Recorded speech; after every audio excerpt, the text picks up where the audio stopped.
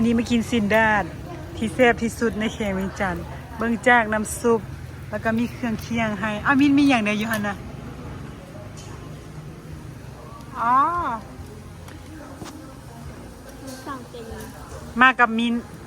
มีอย่างใดสร้างอย่างใดมินวันนี้รวมเผ็ดรวมผักด้านรวมน้ำละ น้ำละไม่อย่างเป๊ปซี่ของมินแล้วก็มีอย่างใดมีเจียวมินแล้วเจลให้ใส่บุมีช่วยหน่อยละใส่นี่เลยล่ะก็จะเบาแล้วไหมและอันมินหูสึกแนวใดเป็นแซ่บแค่มือน่ะฮะเป็นแซ่บแน่นอน มันก็แซ่บแน่นอน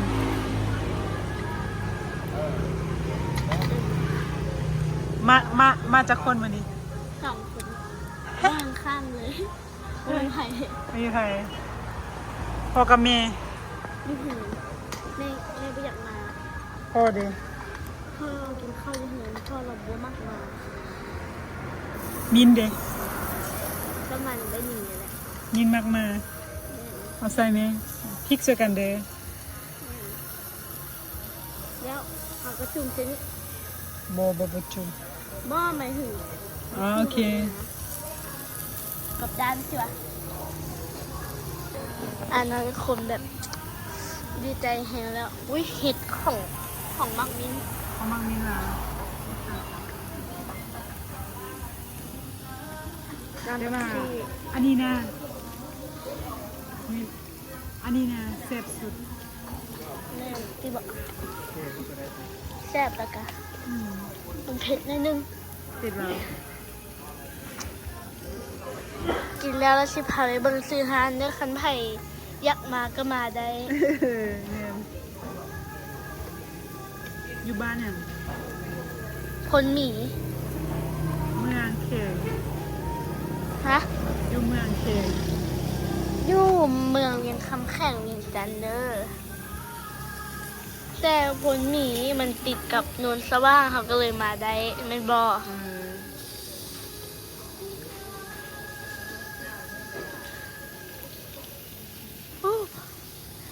เฮาเลือกสิมานั่งกินอยู่ตัวหิน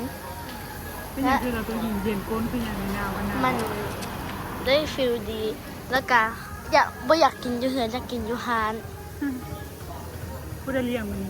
ไอ้หนิงคนตุดแล้วมันมิ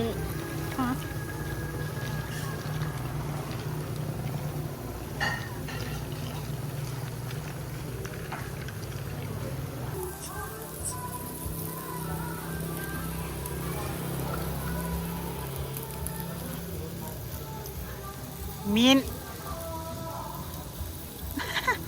มินแต่ก้อนนะไปใส่กับเอื้อยแล้วก็เอื้อยกี้แล้วก็แม่แล้วก็มิน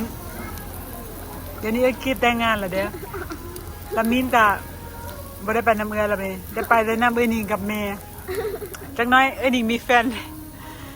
เอื้อยนี่ก็บ่ไปน้ำมินแล้วมันเฮ็ดจังได๋บัดนี้บ่มีวันอันนี้บ่มีแฟนแน่นอนบ่มีวันเป็นไรก็บ่มีวันฮู้ได้จังได๋สมมุติว่าหนิงมีเด้คนแบบอันนี้บ่มีนะมันฮู้ดีเป็นหยังคือว่าซั่นอันนี้บ่มักมีแฟนมักโสดโอ้แซ่บบ่มีนแซ่บขอบใจอันนี้ได้ไหมขอบจุ้ยขอบใจดีๆแม่แซ่บเล็บจะตูดเนาะเป็นหยังตูดเป็นหยังตูดของปีจ้ากินของปีมินอยากไปใส่แม่มินจังว่ามินลูกยังน้อยไปเลาะจ้ะไปเลาะไปขึ้นไปนี่แม่ว่าจังได๋ลูกใกล้ๆก็ได้ลูกกันน้อยก็ได้ลงลูกกันน้อยก็ได้ลูกยังน้อยอยู่ลูกสิไปขึ้นไปนี่ลูกก็ต้องไปนำแม่อยากว่าจังดิแม่ลูกเป็นใหญ่ก็